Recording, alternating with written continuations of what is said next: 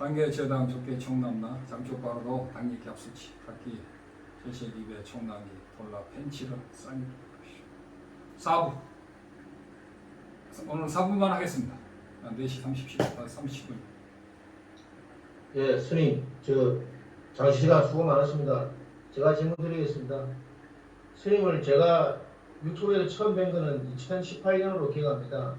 어느 유튜브에서 스님께서 동영상을 올리는데 거기에서 티베트 불교 그에 반박하는 것은 아닙니다만은 그게 좀 다른 견해를 가진 다수의 한국 불자들과 스님이 몇 분이 그게 댓글을 단 걸 제가 읽은 기억이 납니다.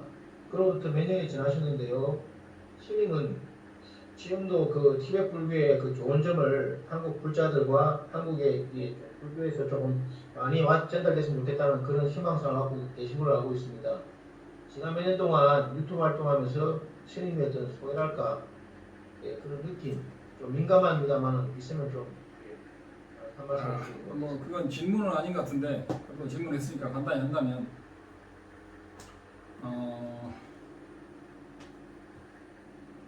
이 나란다 법맥의 수행을 누구나 할 수 있는 인연이 있다고 생각하지는 않습니다. 그렇다고 해서 이것만이 최고라고도 말하지 않겠습니다. 다 인연이 있어야 되는 거예요. 어떤 사람은 남방에 인연이 있는 분이 있고 어떤 사람은 또 다른 종교에 인연이 있는 분이 많죠. 전자님께서도 말씀하셨듯이 어떤 것이 최고 좋다 라기보다는 다 자기가 최고라고 생각하는 부분에 집중해서 열심히 하면 된다고 생각합니다. 그리고 나도 역시 오직 나란다 이 불교만이 최고라고 이야기하는 것보다는 여기서 말하는 것을 소개시키고 아니면 여기에 또 상충되는 교리라든가 이론이나 수행 방법이 있으면 사람들에게 두 개를 비교해 볼 기회는 줘야 된다. 지금까지는 그런 기회조차도 주어지지 않았다. 그래서 비교해서 선택은 수행하는 본인이 선택하고 그것이 좋지 않겠느냐. 그래서 나는 이제 여기서 가르친 그대로 소개하는 것. 그리고 그것을 따르고 안 따르고 믿고 안 믿고는 이 강의를 듣는 분들의 선택이고 그리고 꼭 이 공부만 해야 된다는 그런 것도 없고 인연이 있으면 그럴 것이다. 그리고 다 할 수도 없고 할 필요도 없다고 생각합니다. 다 근기가 있는데 또 인연이 있고 그런데 어디가 더 낫다 어디가 더 높고 낮다라는 것도 필요가 없는 것이고 아무튼 저는 여기서 가르쳐준 것을 전달하는데 충실히 하고 결국은 보다 많은 수행법과 수행체계 깨달음의 법에 대해서 다양하게 남방, 티베트, 한국, 중국 또 여러 가지 면에서 우리가 종합적으로 검토해 볼 수 있는 것이 좋고 특히 티베트 불교는 내가 볼 때 거의 소개되지 않았기 때문에 제가 대표를 하고 있는 것입니다. 질문하십시오. 네, 선생님 질문 드리겠습니다. 아까 팔불중도의 그 불생 불사에 관해서 법문을 하셨습니다. 그 법문에서 우리가 이제 생각한데 삶과 죽음에 관해서 그러니까 태어남과 죽음, 태어남이 있어야지 죽음이 있고 죽음이 있어야지 태어남이 있습니다. 그러면 그 상호 간에는 상호 연기하기 때문에 연기로서 그게 성립이 하기 때문에 그 바로 죽음과 태어남 그 각각은 개별적으로는 무자성이다. 이렇게 이해를 해도 되는 것입니까? 질문을 이해를 못하겠습니다. 뭐라고 하시는 건지 짧게 다시 한번 이야기해 주세요. 질문을 이해를 못했어요. 그러니까 불생 불사라는 것이 태어남도 없고 죽음도 없다. 그러면 저희가 태어나야지 죽음을 맞이할 수 있는 것이고 그게 아니고 또 네. 그런 말이 아니고 태어나고 죽음 자체에 주체가 없다는 말이에요. 주체가 없는데 우리가 주체가 있도록 살아가고 업을 받는 이유는 주체가 있다는 사고에 의해서 우리는 지금도 업을 짓고 있어요. 그리고 자기 이익을 위해서 자기 이기심을 위해서 세상을 살고 있다. 그게 윤회라는 거예요. 주체가 없기 때문에 자기를 위해서 산다는 자기가 없는데 연기적으로만 있는데 실제로 주체적으로 독립적으로 있다고 생각하니까 그 모든 업을 짓는 것이고 업의 업을 덮어서 더해서 죽을 때는 그 인간이 가지고 있는 복마저도 다 쓰고 죽어버려요. 그래서 최고의 선행이라는 것은 나라는 것은 독립적으로 없기 때문에 독립적으로 없는 나를 위해서 살지 말아야 돼요. 그건 뭐냐? 최대한대로 욕심과 탐진치와 무명을 버리는 삶, 이것이 바로 소승 수행이고요. 소승 수행이라고 하는데 근본 수행이고요. 그 근본 수행에다가 보리심이라는 걸 추구해서 성불의 지위까지 가져가는 거예요. 그것은 성불은 완벽한 이타행. 완벽한 이타행을 통해서 나는 자동으로 같이 성불하는 거죠. 그럼 성불하고 성불하는 나가 있느냐? 그런 건 없다니까. 그럼 없느냐? 없으면 단멸이죠. 더불어 있는 거예요. 더불어 있다는 것도 참나 이론, 마하연 이론, 설일체 요구, 유식, 자립, 기류까지 전부 다 차원이 다른 것을 정확히 알아서 더불어 있다고 해서 다 불교 이론이 아니고 다 똑같은 이론이 아니다. 더불어 있다고 해서 또 하나라고 그러잖아. 하나가 아니라니까. 뭐 둘이냐? 둘도 아니야. 그래서 이런 것도 중론을 잘 알아서 무자성의 서법을 알아야 되지. 생이 있으므로 멸이 있다. 그런 것은 현상적인 의존이고 중론에서 말하는 생도 없고 멸하는 주체도 없다는 거야. 주체가 없다는 거야. 주체가 없는데 주체가 있다고 생각하는 것이 문제다 이거. 그래서 이거 하루아침에 알아지는 거 아니니까 명상을 많이 하셔야 돼요. 다음에. 꿈에도 유리의 꿈이 있고 무리의 꿈이 있습니까? 그렇죠. 꿈에도 유루의 꿈이 있고 무루의 꿈이 있다는 말은 뭐냐면 아라한이 이 세상에 온 것은 무루의 꿈이에요. 이미 번뇌가 다 했기 때문에 부처님이 이 세상에 오신 것은 무루의 꿈이야.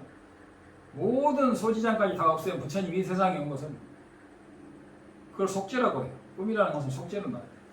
그래서 부처님이나 아라한들은 이 세상에서 살아도 달이 호수에 비치듯이 자연스럽게 와가지고 빛이 다시 달의 본체에 흡수되듯이 보신에 흡수가 되듯이 자연스럽게 왔다 가는 거예요. 근데 범부들은 자기 업으로 인해서 수많은 고통을 받고 자기 욕망에 의해서 고통을 받고 집착에 분노에 무명에 의해서 끝없이 집착을 받는 거예요. 그러니까 꿈속에서 또 꿈을 꾸는 거예요. 삶 자체가 꿈인데 꿈속에서 또 꿈을 꾸는 거예요. 이게 장자에도 나오는데 장자하고는 다르죠. 장자하고는 차원이 다르죠. 그래서 우리는 무명업식과 이 몸을 나라고 집착하고 이 몸을 진짜라고 실제라고 집착하니까 이 몸과 의지된 대상과 세계와 뇌 주변 관계가 다 시체가 돼가지고 이 시체라는 데서 못 벗어나요. 그러면 시체가 아니라고 부정하면은 인과도 부정되고 단멸에 떨어지는 거예요. 업은 다 봤대 인과불멸이라고 그랬잖아요. 그것을 나쁜 짓을 하지 말고 참회, 인욕, 보시, 지계 이런 선정 수행을 열심히 해서 하나하나 그 업을 깎아나가고 그 업을 깎아나가는 것은 내 안에 독립적인 나가 없다는 것을 확신을 통해서 깎아나가요. 그러면 확신이 있기 때문에 깎아나가도 마음이 편하죠. 내가 있다는 생각에서 모든 착한 행위를 해도 결국은 그 행위는 천상에나 끝없는 복을 받을 수 있는 이는 될지언정 해탈할 수 있는 이는 안 되는 거죠. 그래서 해탈한 성자들이나 부처님이 꾸는 이 세상에 나와서 하는 것은 무루의 꿈이라는 것은 내가 어떻게 보면 만들어낸 단어죠. 근데 속죄는 다 꿈이에요. 진지에서 볼 때는 속죄가 진실로 존재하지 않아요. 그래서 이런 말이 있잖아요. 화엄경에 보면은 부처가 되고 일체 중생을 제도한다 하더라도 실제로는 그런 일이 없느니라. 그리고 부처님이 49년 동안 설법을 했는데 사실은 한마디도 한 적이 없느니라라는 것은 진지의 이야기를 한 거야. 근데 속죄를 부정한 건 아니에요. 어떤 사람들은 부처님이 한마디도 안 했다니까 본래 그 자리는 뭐 한마디도 필요 없다고 말하는 사람인데 그런 것들은 전혀 모르냐. 다음 네, 툭담할 때 흰색, 빨간색, 검은색이 나타난다는데 그것과 색의 삼원색이 무슨 연관이 있으며 왜 색은 삼원색입니까? 그 툭담이라는 것은 사람이 심장과 호흡이 완전히 멎어진 상태에서 뇌파까지 다 끊어진 상태에서 이 위에서 아래로 이렇게 위에서 백정 하얀 정이 다 모여서 심장으로 아래에서는 붉은 정이 모여서 심장에서 딱 모이고 그래서 이 심장에서 조만한 점으로 차크라에서 모여가지고 그것이 옛날에는 3일, 4일도 있었는데 특히 스윙을 아는 사람도 그 자리에 있어요.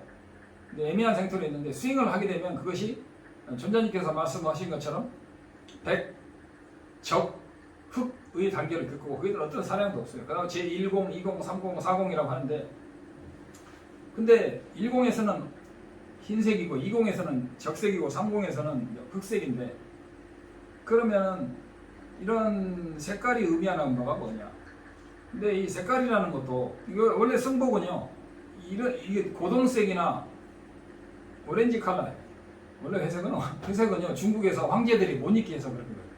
그리고 스님들이 이렇게 하는 것도 왜 스님들이 이거 내놓고 다니냐? 그래갖고 중국에서 이렇게 길게 여기까지 온 거예요. 원래는 이렇게 미얀마나 태국처럼 천으로 둘둘 마는 거예요. 그런데 그 모든 빛을 다 합치면 무슨 색이에요? 100가지 빛을 다 합치면 흰색이 돼요. 근데 크레용으로 색을 합치면 검은색이 되죠. 그게 묘한 것 같아요. 무르의 세계에서는 수많은 빛이 모여도 빛이 점점 투명해져요. 빨강, 노랑, 파랑을 비치면 빛이 투명해져요. 근데 빨강, 파랑, 노랑은 근데 우리 티벳에서는 본존들이 빨간 본존, 그 다음에 감청색 본존, 황금색, 그 다음에 노란색, 붉은색 이렇게 막 돼 있거든요. 근데 그런 것들이 의미하는 것은 어떤 에너지가 완벽하게 순수하게 된 상태에서 그 차크라와 관련된 어떤 빛을 내뿜는 거예요. 현상적으로. 그 중에 그게 다 모이면은 백색도 되지만 그 백색이 또 순수하게 빨간. 근데 이 빨간색은요, 이를테면 빨간색을 이야기하면 이건 제 생각인데 빨간색은요 뭐라 해야 돼? 어떤 것을 합성해서 만들 수 있는 게 아니야. 삼원색은요, 왜 삼원색인가 내가 생각해 봤는데 삼원색은요 그 무엇을 합성해도 그 색이 안 나와. 근데 수행을 통해서 완벽하게 되면은 그 완벽히 정화된 그 빛의 색을 우리는 이제 색으로 만든 거죠. 근데 그래서 우리 오종불이 부처님이 오종불이 계시는데 이 세상에 있는 모든 부처님 오종으로 나누는데 오종불이 백색, 황색, 적색, 청색, 그린, 청색과 푸른색 나눠져. 이렇게 나눠지는 이유는 그것이 순수한 색이기 때문에 그렇다는 거예요. 순수한 에너지를 성취했기 때문에 그런 거다. 그래서 이 삼원색인지 이제 티벳에서는 이제 5색이죠. 그래서 서양에서는 삼원색이고, 그래서 이러한 색이라는 것은 순수한 성취를 말하는 것 같아요. 그래서 툭담에서도 그런 것이 있는 게 아닌가. 이건 뭐 대충 제 이야기인데 뭐 자세한 것은 또 안 물어봤어요. 이 정도 하고 넘어갑시다. 다음 질문. 네, 스님 제가 질문 드리겠습니다. 티벳 불교의 4대 학파, 유부, 설체유부, 경량부, 유식파, 그 다음에 기르 논제가 이렇게 4대 학파가 있는데요. 그 중에 첫 번째인 설체유부, 대표적인 그 논서가 아비달마 구사론으로 알고 있습니다. 흥미롭게도 제가 한번 제 짧은 소견으로는 대한민국 강원에서는 이 아비달마 구사론을 갖다 공부 안 하는 걸 알고 있습니다. 물론 이게 기르 논쟁하게 얼마나 깊이 있게 다루는지 저는 모릅니다만은 최근에 나란다 불교 학술원에서는 아비달마 구사론을 갖다가 영강 시리즈로 지금 계속 다루고 있는 걸 알고 있습니다. 그 소남 스님이 지금 하는 걸 알고 있는데요. 스님 보시기에 바스반두 세친보살께서 오래전에 이거 논술을 하신 아비달마 구사론은 학술적인 의의와 표현이 어느 정도 되는지, 어느 범위까지 이제 기르논장에게 보탬이 되는지 스님의 견해가 궁금합니다. 세친존자는 주로 유시각을 많이 강의하셨죠. 그리고 구사로는 제가 알기로 선일체유부의 견해에 의지해서 하는 거예요. 그래서 선일체유부 그런 구사론에 내가 나온다고 했잖아요. 어떻게 아라한이 되며, 어떻게 우주가 구성이 돼 있고, 어떻게 마음과 우주가 어떻게 서로 의존해서 존재하는가에 대해서 이런 것이 자세히 나와 있고, 구사론에서도 선일체유부의 공이라고 수냐타가 또 나와 있죠. 그런 것들을 다 기본적인 베이스는 선일체유부에 다 있어요. 그것을 이제 철학적으로 유식으로 보느냐, 중간으로 보느냐 차이가 있지, 베이스는 다 똑같아요. 베이스가 똑같기 때문에 그런 것들을 모르고서 중론을 알 수는 없죠. 그래서 아함경이나 이게 이제 선일체유부 이런 건 아함부인데, 이런 아함부를 부처님이 처음에 8년을 설하시죠. 최초에 빨리어로 8년을 설하시고 그 다음에 이제 방등경은 모르겠고 반야경부터는 완전히 산스크리트죠. 그래서 암경은 8년간 설하십니다. 8년은. 그래서 이런 것들이 기초가 근본불교라고 그러죠. 그런 것들을 확실히 좀 알고 그 위에다 쌓는 거지. 초등학교, 중학교, 고등학교도 안 나오고 대학교 가봤자 대학교에서 아무것도 할 수 있는 게 없잖아요. 그래서 이런 구사론을 완벽히 기본적인 골격 정도는 빨리빨리 넘겨서라도 한 달이라도 봐서 이해를 하고 하는 게 중요하다고 생각합니다. 그죠? 다음 질문하세요. 라마책과 기도하고 있는데 거기에 촉이라는 개념이 나오는데 혹시 그 촉이 무엇인지 궁금합니다. 그리고 그거를 남은 촉을 영가에게 보시한다는데 혹시 이 기도가 영가를 불러드리는 건 아닐까 좀 두려운 약간 있어요. 그러니까 남은 음식을 길 가는 강아지한테 주면 강아지들이 많이 올까 두렵다는데 그런 것이 두려우면 어떻게 수행을 해요? 떨어지면은 떨어진 대로 놔두면 되고 촉이라는 게 촉이 아니고 척이라고 그러는데 올리고 남은 음식을 아기들한테 좀 줘도 되고 자기도 먹고 그런 거죠. 중요한 것은 라마체파 의식을 잘 배워서 라마체파라는 건 뭐냐? 저는 이렇게 생각해요. 티베트 불교를 사자성어로 딱 말한다. 사자로 네 글자로 티베트 불교를 말을 하면 라마체파다. 스승은 부처와 똑같은 존재로 스승한테 공양을 올리는 것이 라마체파 안에 티베트의 모든 불교의 정화가 다 담겨 있어요. 그래서 우리는 구루 요가라는 라마체파가 구루 요가예요. 6번 하는 거, 둔독이라고 6번 하는데 티베트 불교의 정수와 핵심에는 뭐가 있냐면 스승을 부처로 보는 거예요. 그러니까 라마교라고 그러는데 그건 전혀 모르는 거예요. 기초를 전혀 모르는 거예요. 서가모니 부처님의 법을 지금 전수해 준 사람이 자기 스승이잖아요. 서가모니 부의 대리자로 보고 이분을 서가모니의 화신으로 보는 거예요. 그러니까 티베트는 부처님 앞에 스승님에 기회합니다. 부처님 법 승보에 기회합니다. 근데 스승이 위에 있어. 왜냐? 스승이 없으면 부처님을 알 수가 없다는 거예요. 그래서 스승과 부처는 한 몸으로 보는 거예요. 그래서 라마교는 사기라고 하는데 사기가 아니고 스승과 부처가 하나로 오기 때문에 삼기예요. 그리고 스승을 부처로 보지 않는 사람이 견성하는 경우는 없다 그래요. 만약에 스승을 부처로 보지 않고 스승도 없는데 견성을 했다면 뭔가 미진하든가 그 다음 길에 험하든가 아니면 전생에 견성을 많이 한 사람이든지 어떤 수가 있는 것인데 전생에 수타원이라든가 이런 경제에 간 사람은 금생에 누가 경을 읽은 소리만 들어도 견성한다고 그래요. 육지능대사라든가 수거리 존재같이. 근데 성문이라는 건 뭐냐면 부처님 말을 반드시 들어야 돼. 경을 읽는 소리라도 들어야 돼.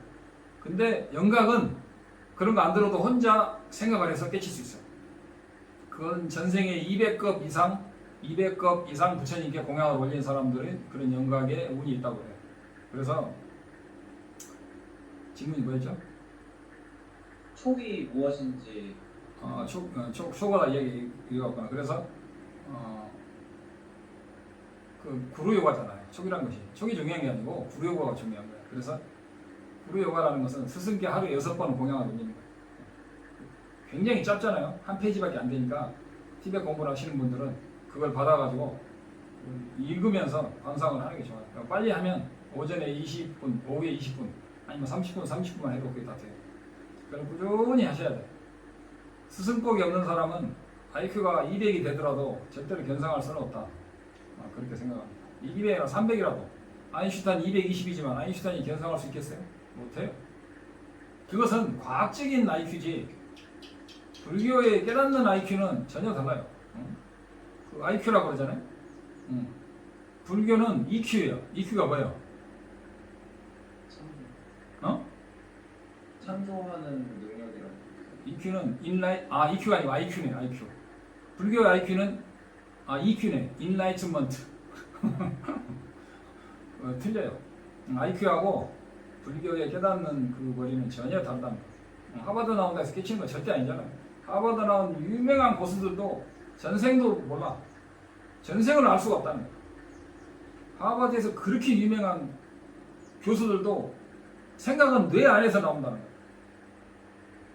IQ가 200이면 뭐 할까요? 식을 모르는 거예요. 다음 질문.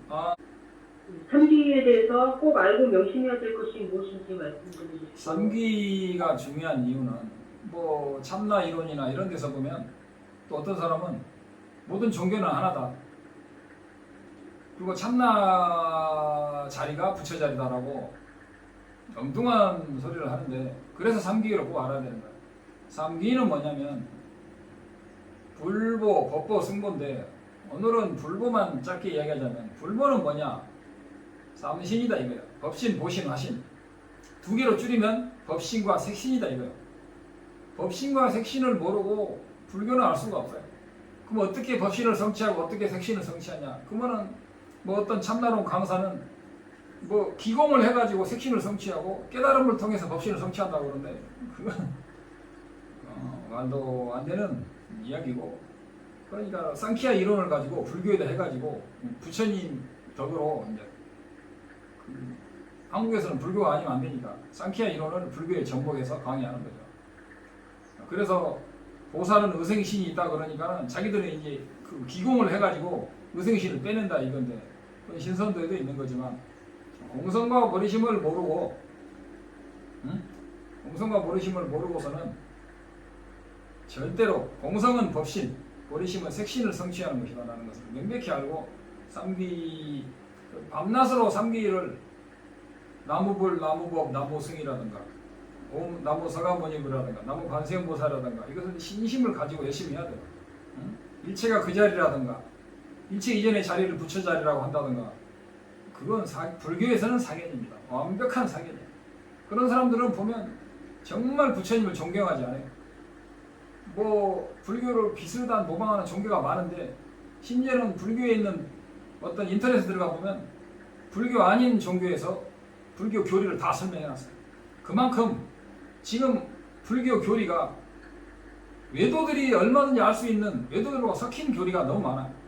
그런 것을 불교 교리에 우리가 편협하게 쩌아든자는 것이 아니고 본래 그 용수보살이나 날란다의 위대한 선지식들이 했던 불교의 진수, 다이아몬드보다 더 밝은 그러한 진수를 우리가 회복해야 돼. 첫째가 뭐냐? 올바른 견해. 여기까지만 하겠습니다. 하나 더 하시죠. 질문 한두 개 더, 하나만 더 해보세요. 네, 무상기에 보면 어차피 인간은 죽는다. 지금은 물론 남성부지도 물론이고 태양과 달이 돌고 있는 수미산마저도 헛개비처럼 소멸이 된다. 우리는 이 무상을 알아야 된다고 나오는데 무상기에 대해서 간단히 얘기해 주시고요. 그다음에 무상기에서 무엇을 느껴야 합니까? 무상계라는 것은 우리가 천도제 할 때 많이 읽어주는 건데, 이 지구는 물론 수미산도 수명이 다하면 가루로 돼서 없어진다. 우리 인간 몸은 당연히 없어진다는 거예요. 당연히 없어지기 때문에 그런 것을 서운하게 생각하지 말고 자기 본래 진면목을 깨달아라. 자기 참 성품을 깨달아라라는 개성인데, 그렇죠. 우리 인간은 끝없이 윤회하죠. 근데 대부분의 삶은 먹고 사는데 다 투자하잖아요. 그러지 말라는 거죠. 무슨 말을 해야 될지 모르겠는데 아무튼 먹고 사는데 인생을 투자하지 마라. 인생은 먹고 살기 위해서 태어난 게 아니고, 애를 키우기 위해서 태어난 게 아니고, 물론 그런 것도 해야 되지만 인생은 내가 해탈하고 나와 가까운 사람도 해탈시켜주기 위해서 왔다는 그 근본 목적을 이루면 안 된다고 하는 정도로 마치겠습니다. 하나 질문 하나만 더 하세요. 장수 멸종에서 축생이 기에 스치기만 하여도 축생의 몸을 벗을 수 있다고 나와 있는데 그게 사실인지 궁금합니다. 장수멸제경을 읽으셨다니까 굉장히 좋네요. 장수멸제경 같은 것을 보면은 낙태를 하면 엄청나게 과부를 받는다 나와 있는데, 요새 현대인들이 정말 낙태 문제 심각하죠. 그걸 낙태하면 반드시 지옥 간다는 이야기를 부처님이 말씀하신 인과를 믿고 좀 최대한대로 그걸 자제를 해야 되고, 그럼에도 불구하고 장수멸제경 같은 책을 봤다는 것은 그 죄를 소멸할 수 있는 가능성이 또 있다는 거죠. 그래서 장수멸제경에 나오는 그런 진언이 있잖아요. 진언을 열심히 하고 열심히 참여하고, 그 다음에 또 여러 가지 다양한 수행을 계속 하시다 보면 점차로 스스로 업장이 하루아침에 1년, 2년 만에 소멸되지는 않더라도 장기적으로 하다 보면